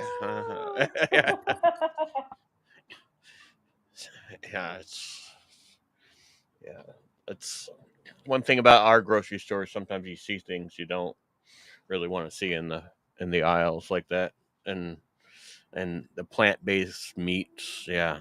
I'd skip the whole aisle if I could. Well, I don't know. Unfortunately, they mix it in. They try to fool you. Yep. Yeah, I don't know which is worse, the plant-based or the lab-grown. Yeah, exactly. Yeah. They do the lab-grown too. I consider them both to be blasphemy. Yeah. And this is why I cook from home, kids. I don't want that. Yeah. Yeah, I was telling Norman the first half of the show, we went from eating out 4 or 5 times a week to eating out once or twice a month.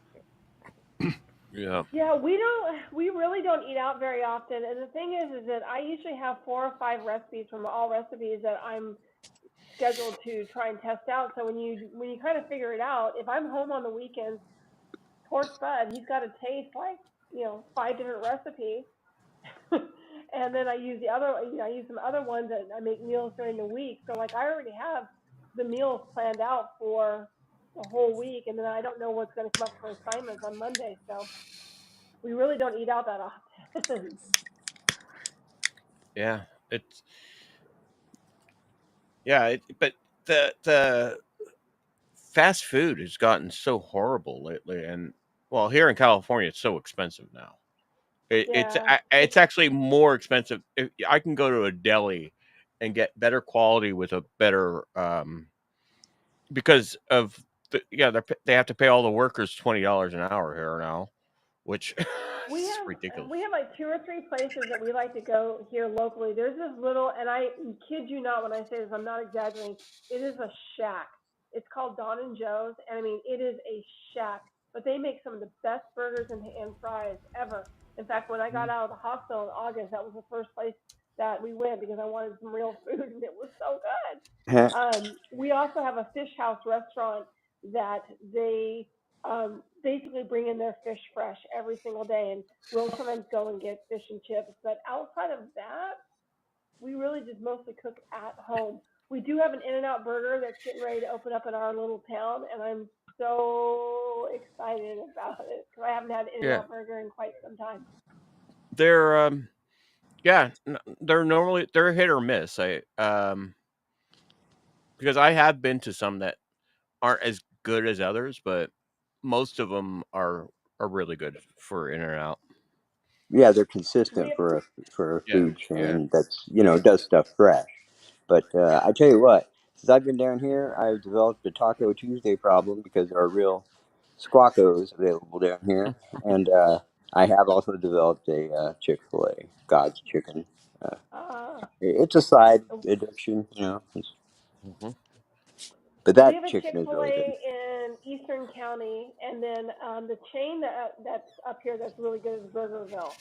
And it's expensive, but it's all locally sourced meats from Oregon and Washington, and they have these Parmesan rosemary string fries that are to die for. They're seasonal, and their onion rings in July. They're really really good. But that's a treat. Yeah, they opened a Chick-fil-A about a mile from where I live, up on the main drag past the shopping mall, and it has a 3-lane drive-through. And the drive-through still backs up out onto the highway. Yep, that's what 3 happens up lanes here of in East drive-through, and County. it still backs up Uh-huh. out onto the highway. Well, So that Fred was and I went there one probably a time. good buy for that franchise owner. Yeah, Fred and I went to the one in East County one time, and the parking lot was so full, and the drive-through, same thing like you're saying, Grandpa. It spilled out onto the main road, and it's just like, oh my god. well, that's like most of the in or outs here during a certain time of day. Yeah, they're backed Mm-hmm. up into the street for the line through the drive-through on Yep. most of the in or outs because Yep. we have quite a few of them here. I could drive any direction and get to one of them within I don't know 10-15 minutes probably. Well, this is the first one in this area. The closest one to us, until this one opens up, would be in Kaiser, Oregon, and that's quite a hike. So we're both anticipating the lines to get in there at first are going to be really, really long. Plus, it's in the Costco parking lot, so you've got that. Yeah. Yeah, I think there's 2 or 3. I know there's at least 2 in North Hollywood, maybe 3. Mm-hmm. And then Burbank has one, Glendale has one. Yeah, I got them all around me, but Norm, have you ever been to Ben Frank's? where? Ben Frank's Sounds very off of familiar. Sunset. It's a very, very old diner. It's over by the Whiskey and the Rainbow. Okay, I probably went there in the 90s when I was younger because I used to do all that stuff. But yeah, it does sound familiar, and when I was in my 20s in the 90s, I was new here. I went to all those spots, but yeah, Yeah, I used to go there too in the yeah. 90s. Well, yeah, Yeah, it's a very, very old-fashioned coffee shop. Been around for forever.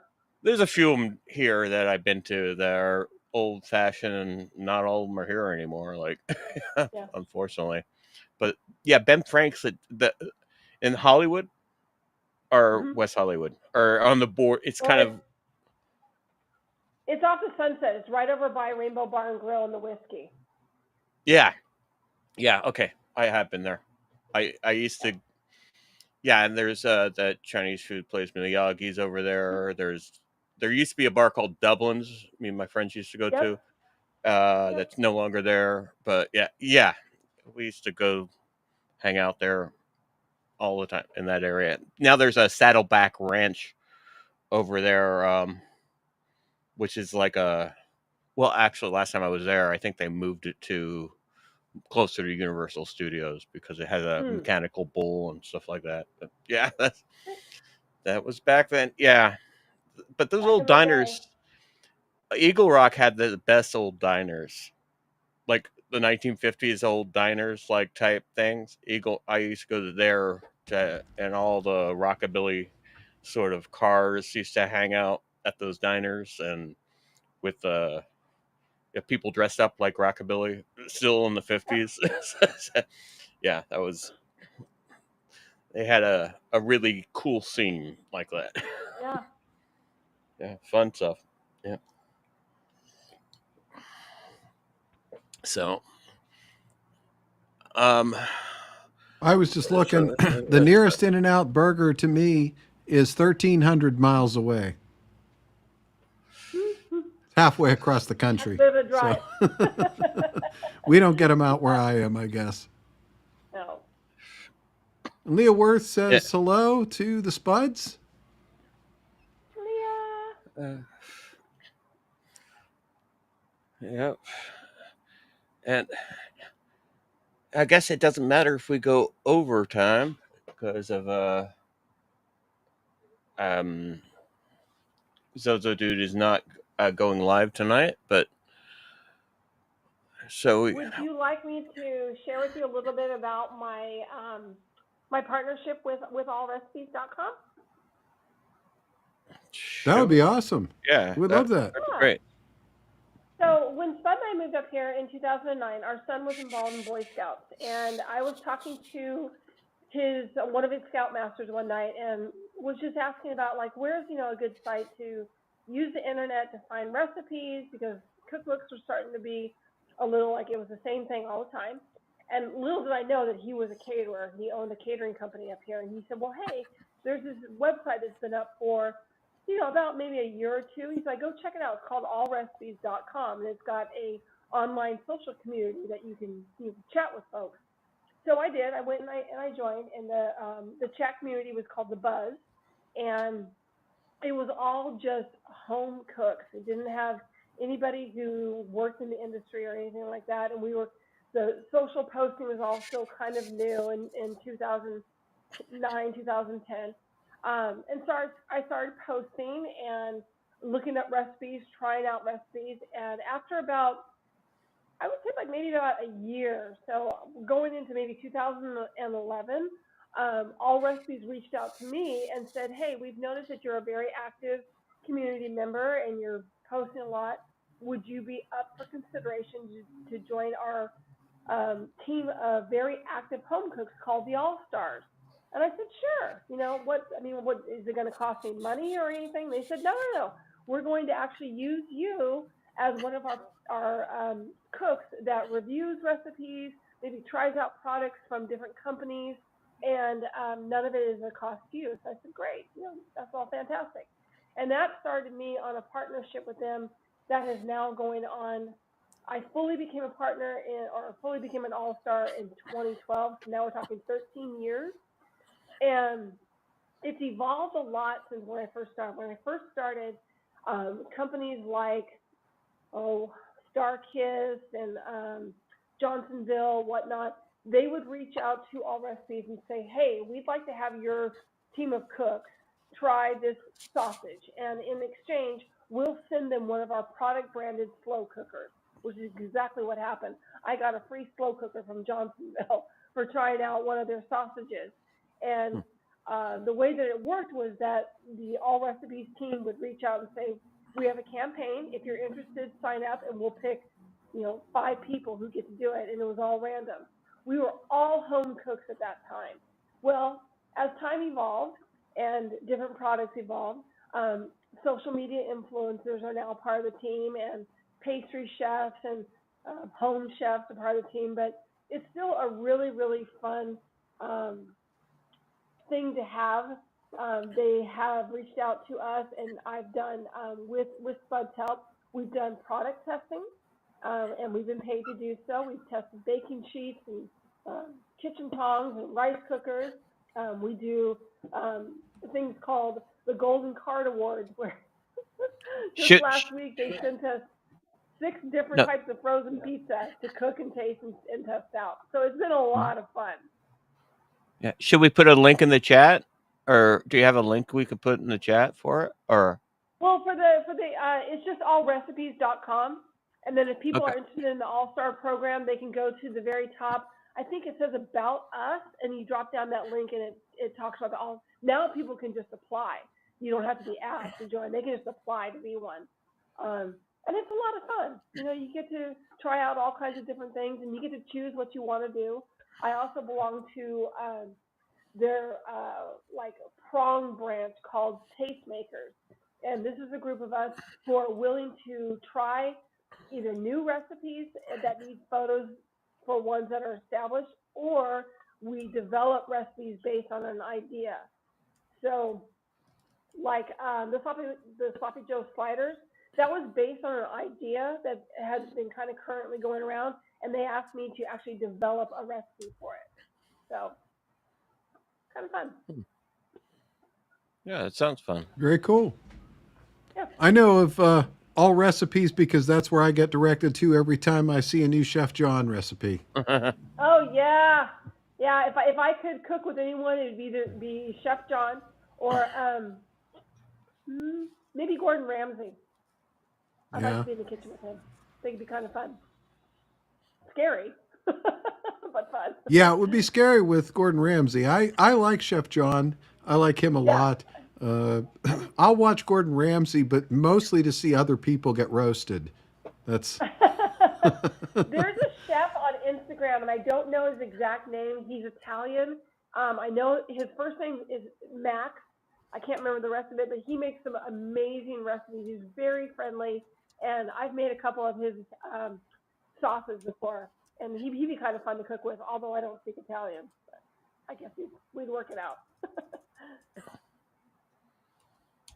I believe there was a Super Bowl commercial with Gordon Ramsay. I'm not sure. This year, was it this year, or was it didn't he do it about the alien? Ones? Yeah. About the aliens. He's like, are all celebrities aliens? And the guy's like, yes. And Gordon Ramsay's like, no, I'm not. It's like, I can't. I don't have time to find it, but I think they did that one this year, where it has an alien sort of a.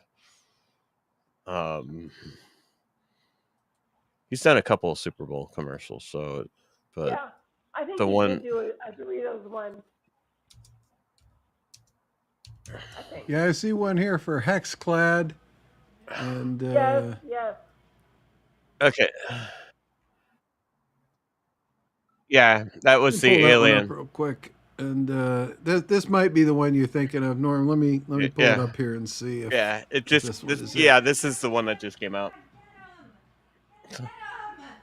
Oh, Mrs. Cause is working it. Hang on. We've made contact with a new alien species, and apparently they're foodies.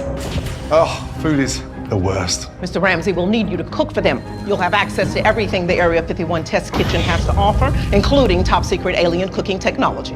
Wait, that's just a Hexclad pan. I've got these at home. Unfortunately, it was leaked 8 years ago. The pan was developed using material from an alien spacecraft. What? Extremely durable, but low friction. Created to deal with the thick egg-like atmosphere. You're saying the pan I used to fry my bacon is made out of flying saucers? We don't have time for a science lesson, Mr. Ramsey. The alien ambassador is already here. Whoa.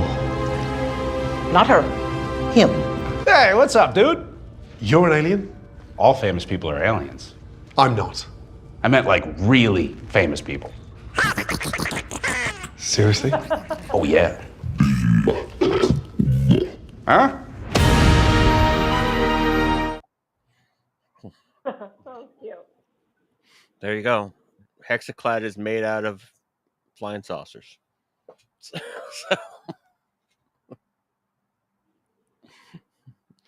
So I think that was the one that they aired this year, or they're going to air.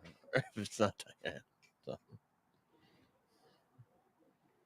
What is it? What is it that All Recipes actually does? I mean, I know they aggregate. They've got all of Chef John's recipes, and they're getting you to test stuff and test recipes and stuff. But what are they? What do they do? So they're under the umbrella of the Meredith Corporation, which is a publishing corporation, and they promote just online recipe posting, and they hold contests for different things like their cookware, Hexclad, and whatnot. But the website is literally a collection of recipes. It's a place for folks to go that they can just enter in what ingredient they have. They can enter in what kind of cuisine they want, and they'll get like just a trevy of recipes that are available. And we on the All-Star team, what we do is we try recipes, and we take photographs of ones that are on the website that the photographs might not be so great. And we also develop new ones and put them up on the website for other people to try out and see what they think. It's just a very convenient and neat way to be able to find a recipe based on whatever it is that you want to cook. And they were one of the first ones who really did that and put together the collection. And then they sponsor certain people like Chef John. Nice. I have to go there for stir things up. I have to go there for my mustard recipes. I've been making mustard with beer lately. So. Oh.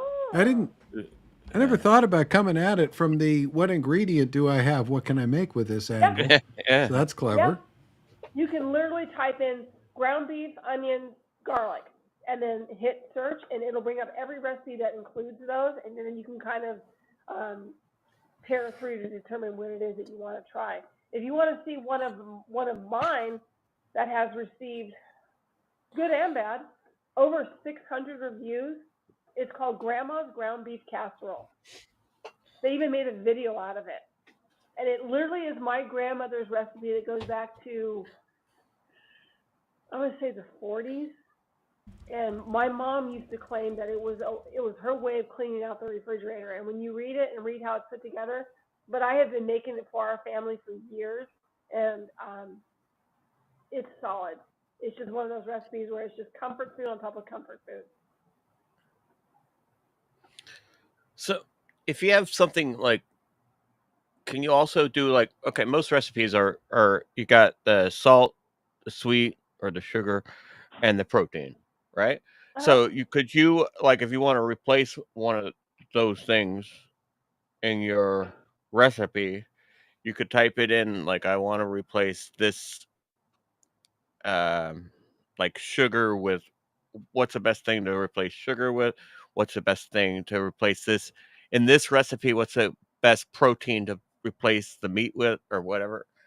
I think the algorithm would work a lot better if you just typed in what kind of protein you want to use. So if you wanted to use turkey, type in turkey pasta, and it'll bring up recipes that have specifically used turkey instead of beef or pork in the pasta recipe.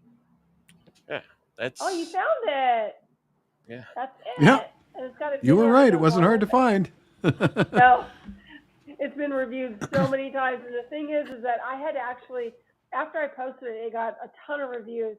And there were a couple people who were kind of cranky about the number of pans and everything. And I had to go in as the original poster and say, hey, please keep in mind, this is a recipe from like the 1940s that my grandmother probably got out of a church social cookbook. And she used up the things that she had in her refrigerator. Like the main thing that people were irritated was that this particular recipe did not saute the onions, which is now like an accepted, traditional method. But back then, my grandmother didn't have time for any of that. She just had to get dinner on the table, so she just threw them in raw and mixed them up with sour cream and cream cheese, and off to the races we go. But it's really good, I promise you. Indeed. Well, I bookmarked it, and I hope everybody else who sees it will go out and give it a try, too. Yeah. Good. And I do have some sour cream in the fridge that I was going to use for something else, and now I'm not going to make that, so perfect. There you go. And like I said, there's a video that goes along with it with someone else's lovely hands making it, so you can watch that, too. Yep. Nice.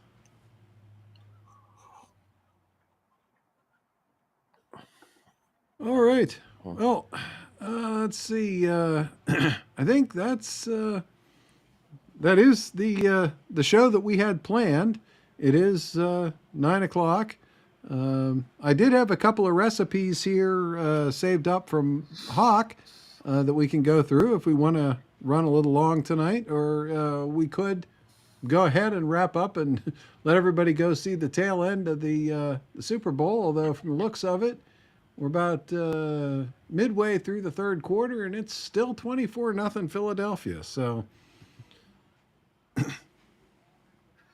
yeah, is anybody else streaming right now, or pretty much most people are just watching the Super Bowl? Yeah, so that's my guess. If we even if we did set up a raid, who would we raid? that was. Yeah. I haven't. And you know what I think is going to clinch it for us? I see Squawk is offline. It looks like Squawk went disconnect and did not come back. If Squawk was here, I would definitely pull up his recipe and we would dive into that. But as it is, I think maybe we will start wrapping things up. What do you guys think? You guys got anything else? Yeah. Well, thank you for having me. I had a lot of fun. I really appreciate it. Well, thank you for coming. I know the audience absolutely loved the recipes. There was a lot of drooling going on out in the audience.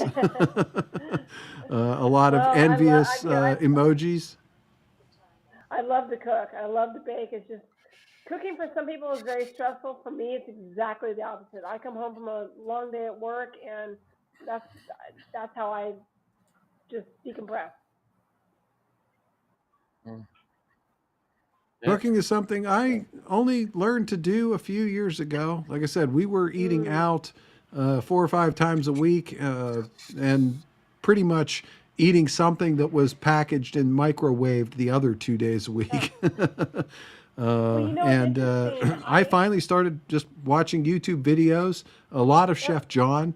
Got an Instant Pot. That was probably the thing that broke the mold for me, was being able to cook things in an Instant Pot because I could do things that I just didn't have the patience for otherwise, Right. Well, it's interesting. I was thinking about it today. I was thinking about where my whole cooking journey started, and I didn't work in the kitchen with my mother when I was growing up. She had no patience for anyone in the kitchen, and she did not like to cook. It was a chore. There were 6 people in our family. She had to do it, and she was Southern, and everything was boiled to death. Like Todd can tell you stories of going over for Thanksgiving and the green beans are swimming in gray gravy. I mean, my mother did not like to cook. But when I moved out on my own, I learned really quick that one way to a man's heart is through his tummy. And if I could learn to make decent food, that could be a real attractive thing. And so that's really what got me started on the whole path of cooking. And then as we got older and we had our children and everything, I just wanted to be in control of what went into the food. And don't get me wrong, Todd is an amazing cook in his own right. So between the two of us, he is by far my favorite critic and fan, because I know that I can trust his opinions on things, because he's a great cook too. So it's just a lot of fun, and it does save you money, and you can also know exactly what's going into your food versus Frankenfood, like at the fast food places. Yep. So, all right, everybody out there in D-Live land, click that chest now. Get your lemons. What? Why don't we wrap up?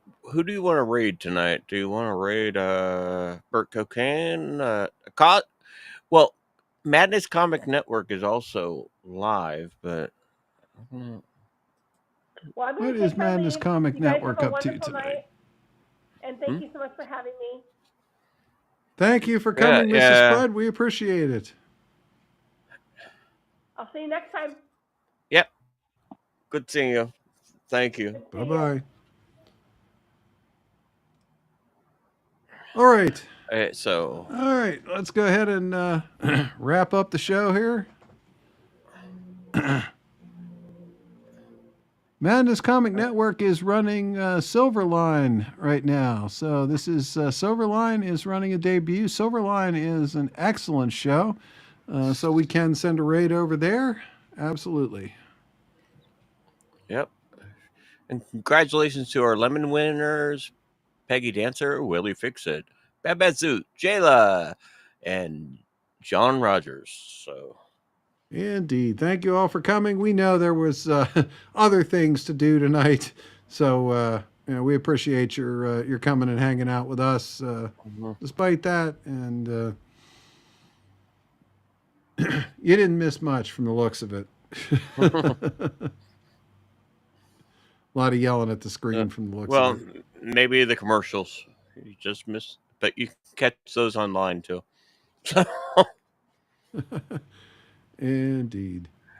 All right. Well, I'm going to go ahead and set up that raid. Hawk has not made it back, so I guess his disconnection issue is what it is. The raid is set. All right. I want to say cheers. Enjoy your beer. And thank you all for stopping by. So. Good night, everyone. Thanks for coming, and we will see you next week with Bruce live from Peru, quite probably. So, see you then. Yep.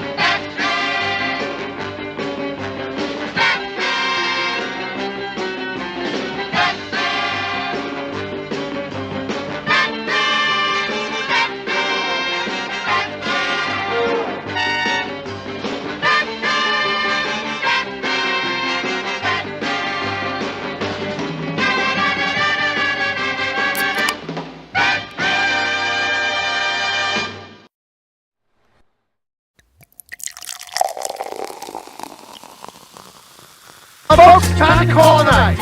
Do what you feel and keep both feet on the wheel. You don't have to go home, but you can't stay here. So till next time. Move 'em on. Hit 'em up. Hit 'em up. Move 'em on. Move 'em on. Hit 'em up. Rawhide. Cut 'em out. Ride 'em in. Ride 'em in. Cut 'em out. Cut 'em out. Ride 'em in. Rawhide. Let's get the hell out of here.